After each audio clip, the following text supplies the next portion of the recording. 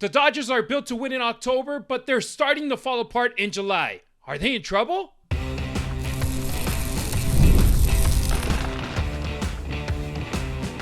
You are Locked On Dodgers, your daily Los Angeles Dodgers podcast. Part of the Locked On Podcast Network, your team every day.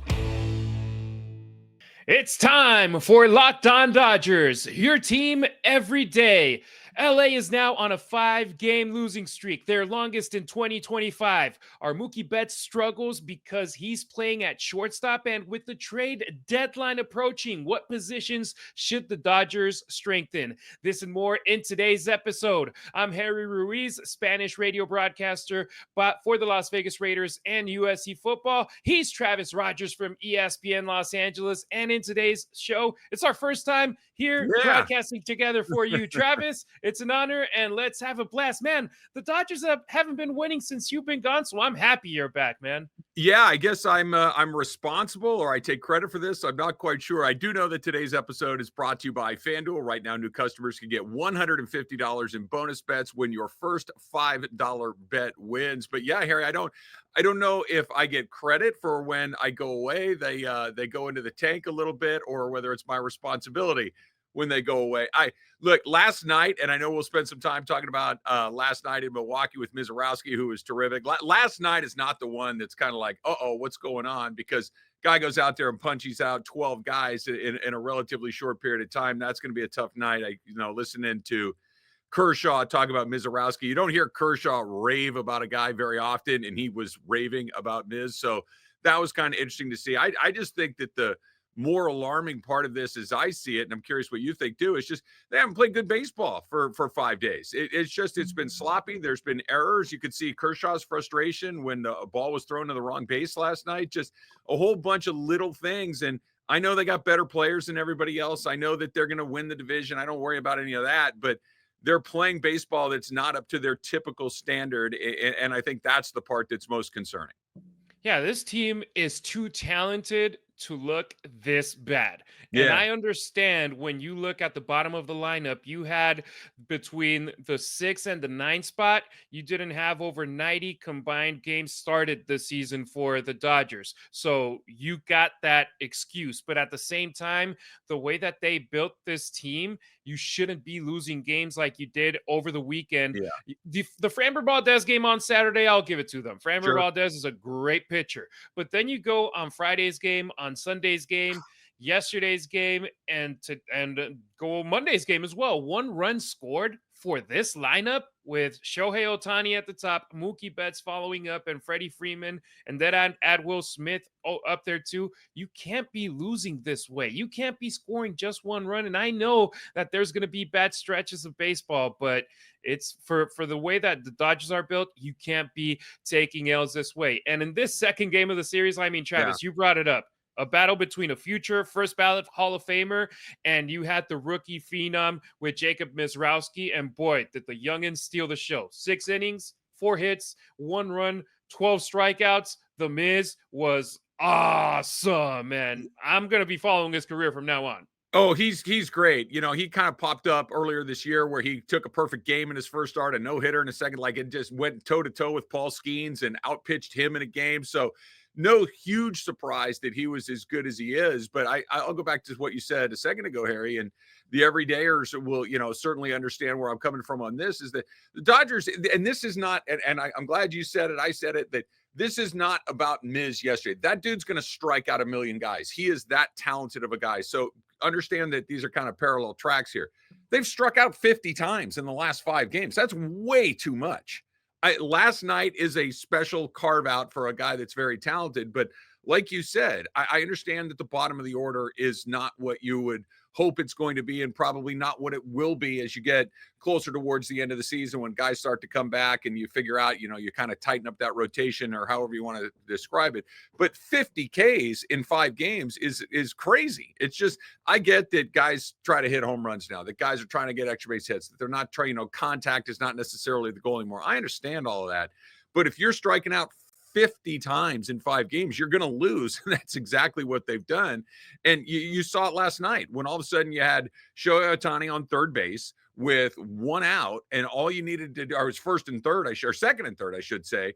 And all of a sudden, you just need a fly ball, and you can tie the game. And they can't get it done. They hit the ball on the ground. There was not great situational hitting. They're just not firing on all cylinders. And look, this is a situation that I think every team in baseball goes through at one point or another, where you just play kind of crummy, where you just don't look sharp. And maybe that's where they are right now. I don't think it's a coincidence that they finally had a step up in talent. We saw them play the White Sox and the Rockies and some other really lousy teams. And all of a sudden, Milwaukee and Houston are pretty darn good teams. And the Dodgers just have not looked like the Dodgers. Absolutely. And you brought up the situation with the strikeouts. 15 out of the 27 strikeouts against the Brewers in game 2 were via the strikeout. The 15 of the 27 outs via the strikeout, and they couldn't handle the velo. They couldn't handle the heat. In the past, you had just a couple of closers around the league throwing 100 plus miles per hour. Now you got the starters, this rookie, the Miz. You got the guys coming out of the bullpen. Nobody was throwing under 97. So the Dodgers got to start stepping up in that aspect. And here's a fun fact that I loved when I read it. The last time a starting pitcher struck out that many Dodgers hitters was in 2023. Who was it? Shohei Ohtani with the Angels against the Dodgers. So, and that's the funny part. Shohei, he started off the game. He led it off with a 0-2 count leadoff home run. So we're starting to feel good. It's like, all right, we got the lead. It hasn't happened much in the last 5 days. But after that, they were dominated. And it didn't matter who was up there. They were dominated. 4 hits, 1 walk. You're not going to win a lot of games like that. No, you're not. And I thought Oral Hershiser said it pretty well during the telecast last night. He goes, if you have stuff like this, even big leaguers can look like little leaguers. And that was a lot of what you got yesterday, which was where Miz was just mowing through guys. And look, that pitch that Ohtani hit out, it wasn't a very good pitch. It was a pitch that was a little bit up in the zone. It was a little bit softer. It was a curveball that didn't have quite the bite that he wanted to. It gets popped along the way. But other than that, I mean, when you got, and I get it, Mookie and Freddie and even Will Smith is cool. You didn't play much last night, but you've got some guys last night that just were overmatched, but they haven't had great seasons. They've had good seasons. Shohei's had a better than average season. Will Smith's had a better than average season, but you're going through this and guys have had their standard. Mookie Betts is way below the line. Freddie Freeman is below the line. Teoscar Hernandez is probably below the line. Tommy Edman a little bit below the line. It'll shake itself out. I don't worry about any of these things long term, but in the short term, none of those guys are swinging a particularly hot bat. None of those guys look like you would expect them to look at this point in the season. And, you run into some good teams. You run into a little bit of a lull heading into the All-Star break, and this is what you get.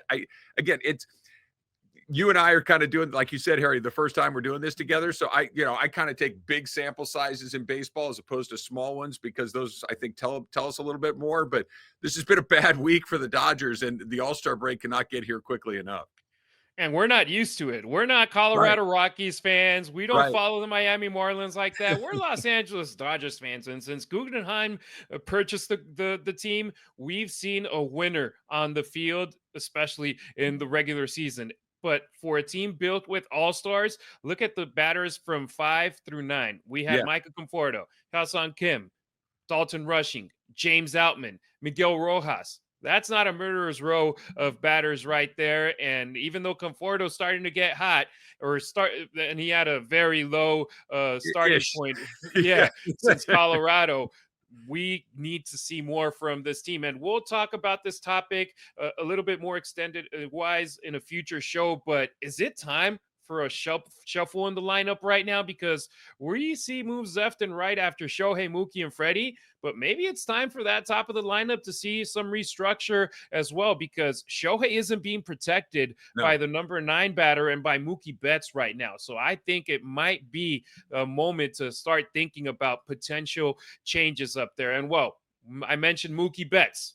Is Mookie Betts being the everyday shortstop impacting him and the team in a negative way? We'll hit that up coming up next on Locked On Dodgers. If you're running a business, you know that every missed call is money left on the table. Think about the last time you had a service emergency, like a burst pipe. If the first plumber you called didn't answer, did you wait? No, you just called the next one. That's why having a reliable business line is so important. And that's why you need OpenPhone.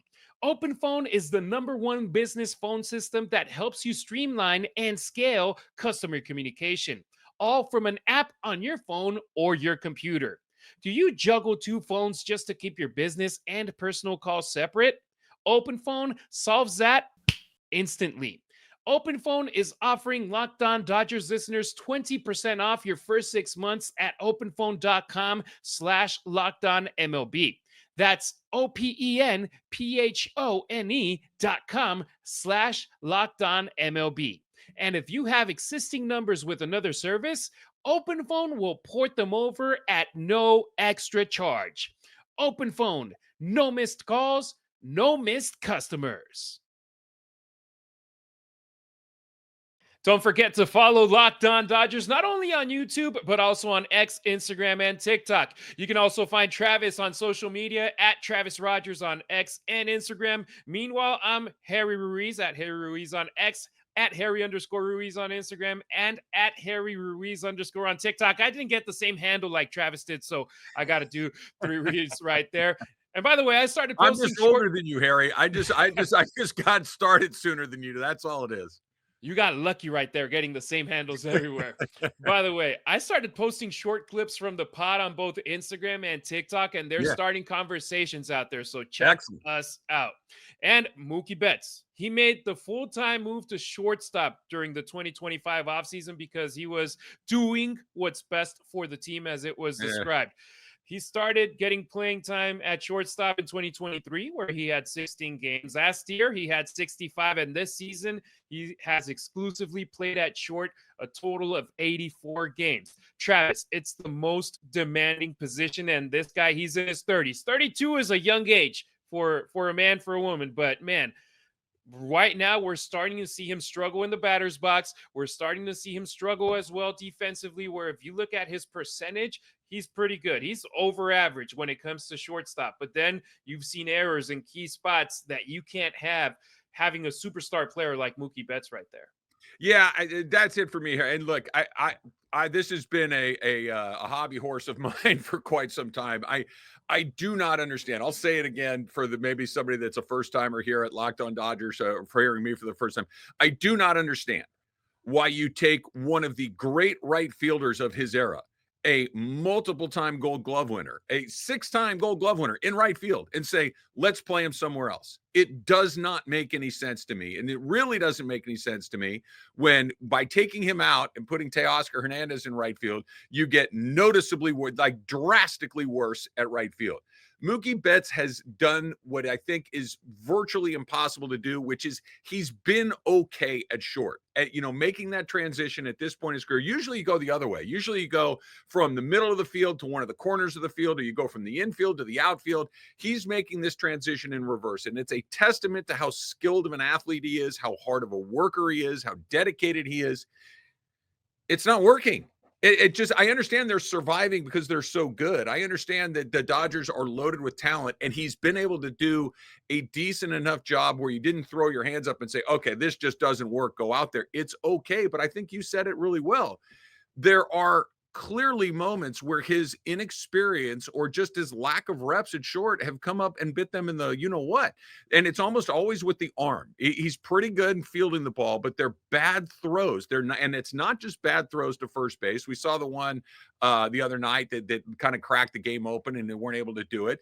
It's feeds to second base. You watch on double play balls very, very frequently. The feed is in a weird spot where all of a sudden, whether it's Tommy Edman, Hyun-Sung Kim, or Rojas, whoever's at second base, you have to make a really difficult, what should be an easy turn is a more challenging turn because Mookie's not putting the ball where it's supposed to be. And then, of course, there's the conversation about, is it affecting his offense? Well, it's impossible to tell. He got that weird illness at the beginning of the year where he lost all that weight. He's never really come back to where you would expect him to be from that. So is this weight related? Is this illness related? Is this shortstop related? It's impossible to unpack one from the other.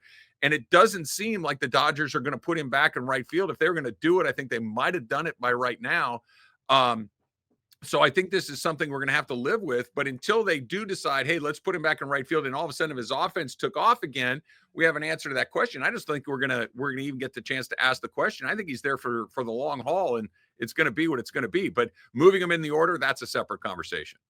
Absolutely. And then you look at him, his stats, Yeah, batting wise, he's under 200 over the last 27 games since June 8th. And you go June 8th to July 8th, that's a month. That's a yeah, big chunk it of is. the season. It isn't just a slump where you're talking about, okay, it's been a bad week.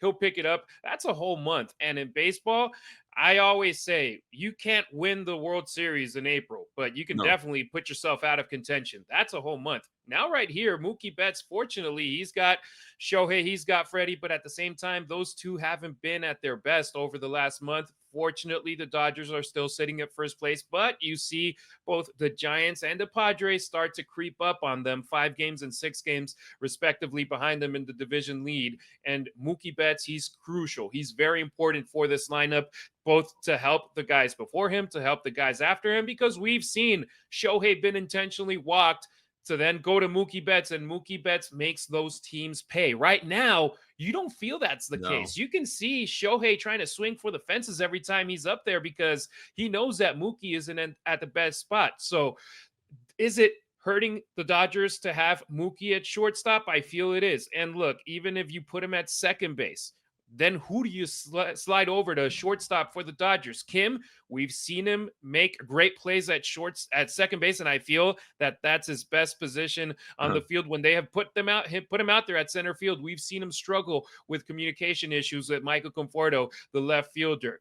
You spoke about Teoscar. He can play left field. Is that an opportunity where you would drastically improve your roster, having Teoscar back at left field, having Mookie at right, and then trying to figure it out with whoever's left? If Miggy Rowe goes to shortstop, Kim stays at second. And the problem right now, though, is you don't have Max Muncy at Yeah. third base, and you still have to figure that out with Kike being hurt, with Tommy Edman not being at 100%. It's a situation where the Dodgers right now, I feel that they're just trying to get to the All-Star break, and then after that break, try to figure everything out for the rest of the way.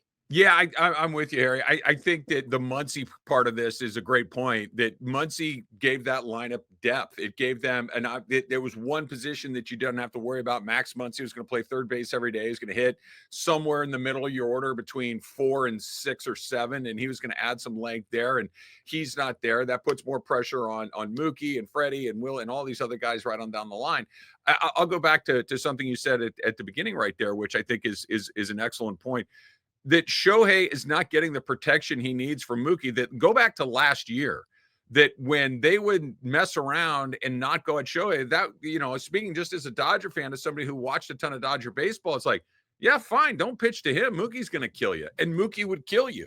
And if Mookie wouldn't kill you, then Freddie would get you. But it was never man, we missed our shot with Shohei, because you knew there was somebody else coming up right behind him to do damage. That hasn't quite been the case this year. I agree with you. I think that Shohei is feeling a little bit of that. I think that a flip-flop of those guys in the order would be interesting. I don't know if it unlocks everybody, but I do think it's something to consider. It would mean you got to attack Mookie a little differently, because you know that Shohei's waiting for you in that number 2 hole. You don't want to pitch to Shohei with somebody on base. And if you do pitch around Mookie a little bit, Shohei's going to get more opportunities to hit with guys on base. It feels like, there's some opportunities there. Now, I understand the problems it opens up. It opens up where you're left with Freddie and Ohtani back to back. I understand that, Ohtani clearly prefers to hit leadoff. That's been kind of established, and maybe you try it on some days after he pitches to get him off his feet a little bit. So there are some little tweaks, but we know how the Dodgers roll, right? The Dodgers are incredibly driven by analytics, and they're not going to do the old thing. Well, let's just shuffle the deck and see what happens and see if we can spark something. They believe in what they believe in, and it's worked really well for them.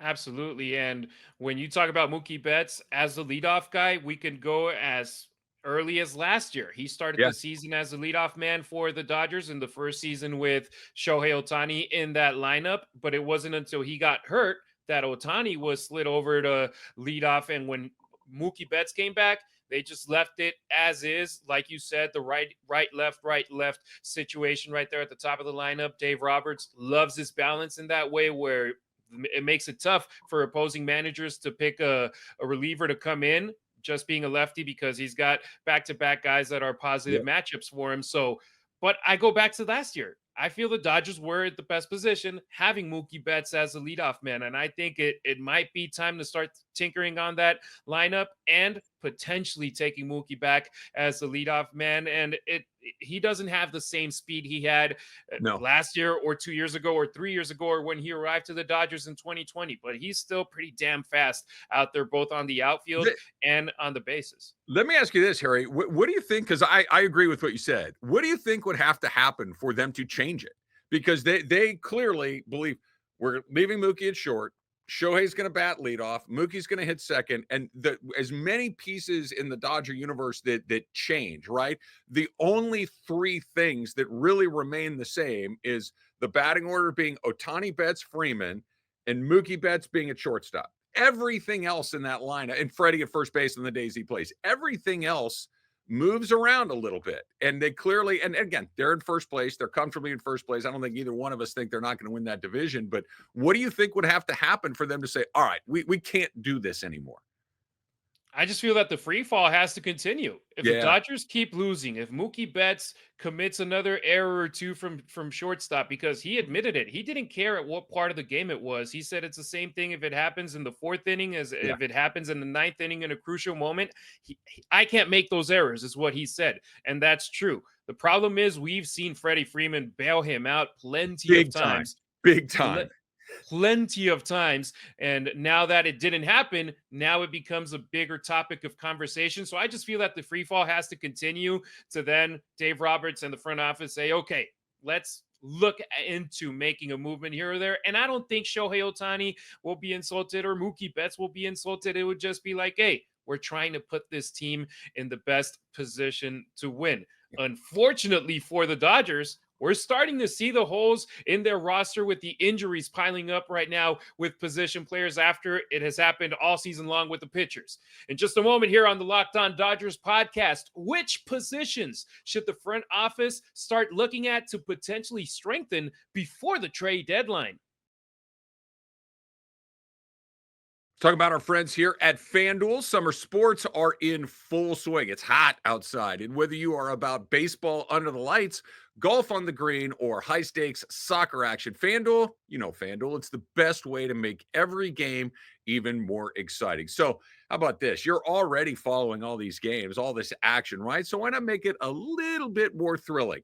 And with FanDuel, you can get in on the game while your friends, they're getting sunburned at the beach. Now, FanDuel is a great way to track your favorite matchups. It keeps the app fresh, new daily promotions, and fun ways to bet. So you're always mixing it up a little bit. And I love the fact that it's super easy to use. It's super fast to get paid out, and it makes even a regular season game. Look, we are closing in on the dog days. Feel like a must-watch event. So you can place a same-game parlay, or you can watch a bet right into that ninth inning. FanDuel makes it feel like you are a huge part of the action.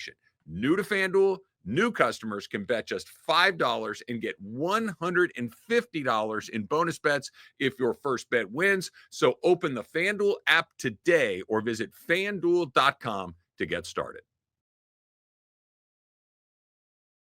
Thank you for tuning in wherever you may be via your favorite podcast app or on our YouTube channel, which keeps growing every single day. Turn on your notifications. That way you'll get the heads up the moment a new episode or a YouTube short is updated with the latest Dodgers news. Today's question for everybody checking us out on our YouTube comments: which position on the field should the Dodgers try to get better in before the trade deadline? And Travis, with Max Muncy's injury, I think that one of the obvious choices is third base, because Kika is on the IL and hasn't been reliable with the bat all year long. Tommy Edman hasn't played the position since 2022. And Miguel Rojas, I'll give him credit. He's been playing better the last week, but how sustainable is he as an option right there? The hot corner is definitely a position I think that the Dodgers should look into before the trade deadline on July 31st. Yeah, I think it's near the top of the list, Harry. I agree with you. I think what's funny is that for the vast majority of this season, we've kind of been, with the pitching, right? That so many guys have been down, so many guys have been hurt, that you've just gone through starting pitcher after starting pitcher, and the relief, the bullpen guys have been cycling through. A couple of guys like Vezzi have been pretty solid in there the whole season, but the pitching is the part that I work about. Those guys are coming back. You're going to be flush with pitchers by the time you get to the point of the season. Glasnow going tonight, so there's a lot of good stuff there. I agree with you. I think it's an infielder. I don't know if you need specifically a third baseman, but you need somebody that can play third base. I think all of these things are interconnected.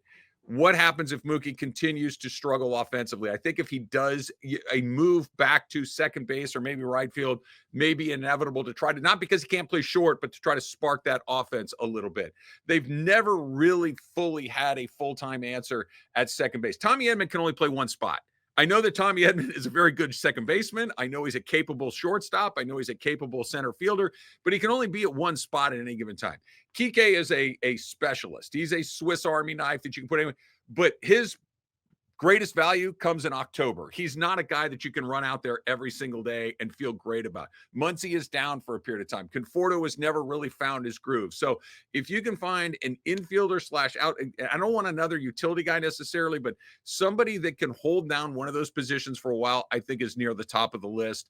And again, to go to Muncy really quick, Harry, I think that while it was great news that when he did get hit on the knee and against the White Sox, that there was no structural damage, God only knows what he's going to look like when he comes back. Hopefully he looks like Max Muncy and it was swinging that same hot bat that he had before he went down. But we've seen this happen before where there's a fluke play, a guy gets injured, he comes back, and it takes him a while. It could take 2 weeks, 4 weeks, 8 weeks to kind of find your groove. Well, 8 weeks after him coming back, that's in the middle of the playoffs. I don't know if you have that much time to wait. So I'm with you. An infielder that could play the left side of the infield, if you could somehow find a way to put him in left field too, I think that would be a valuable addition. But they are clearly a man short in the infield, and get even shorter if you go to the point where Mookie Betts has to go back to the outfield.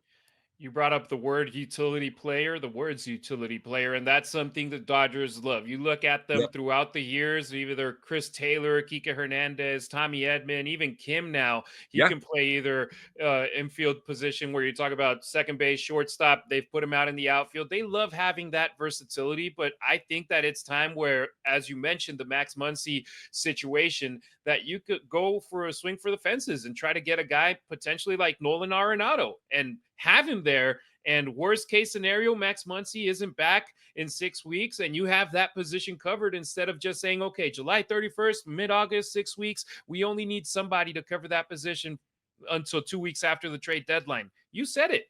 He might not be back at 100% the moment that he's there on the field. Yeah. And you don't want to experiment and say, no, let's give him time. Let's give him time. You've already done that plenty with a guy like Michael Conforto, and it hasn't worked to the level that you want. So I think that the patience should be ending for the Dodgers with pretty much everybody, but Mookie Betts, unfortunately, is the case for LA because they seem to be stubborn enough to say he's staying there at short.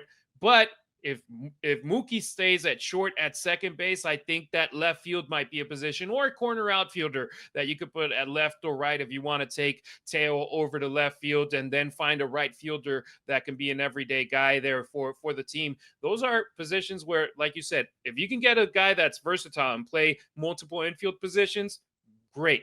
But I think right now you can focus on somebody. If there's a seller out there that has a third baseman that is more than solid, I think that's a go-to for the Dodgers. If not, left fielder, right fielder, get them there. You mentioned the pitchers. Yeah. I have brought up the case where I've liked Ben Kasparius.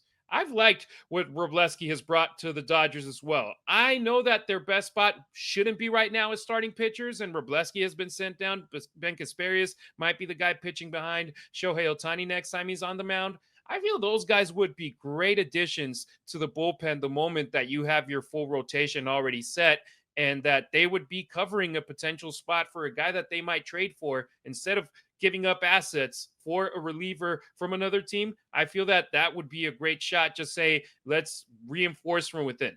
Yeah, I would be really surprised if they did too many bold things with the pitching staff, like you mentioned. There's a lot of optionality there. We'll see what's coming back, whether it's Trinan and Snell and some of these other guys that have been down for a long period of time. If they come back, you Kasperius and Robleski and Sheehan and these guys maybe going to the bullpen to cover some playoff innings. I think a lot of those guys, Robleski, Kasperius, and Sheehan in particular, are guys that are going to get you to October. I don't know how much they'll participate in October. It's impossible to see what's going to be available, what's not, but I really do like what they're able to do. All those guys can pitch 5-6 innings a night if you need them to do it.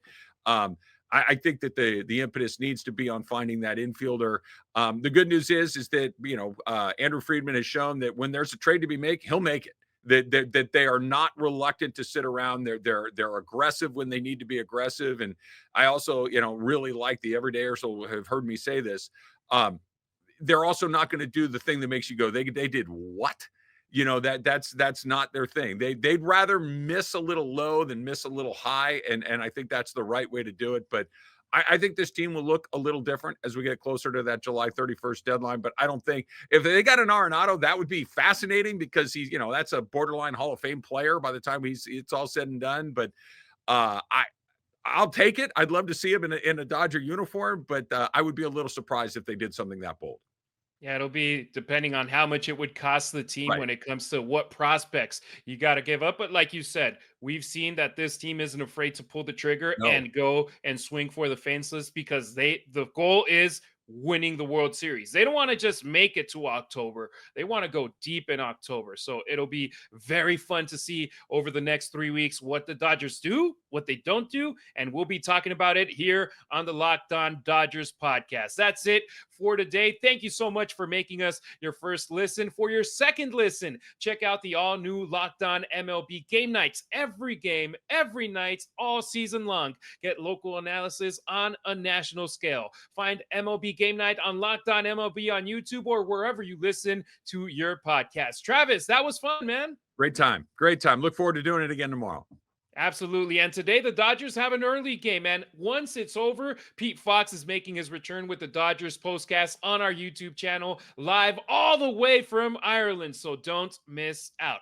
We'll be back tomorrow to talk about Tyler Glasnow's first appearance in over 2 months. Take care and go blue.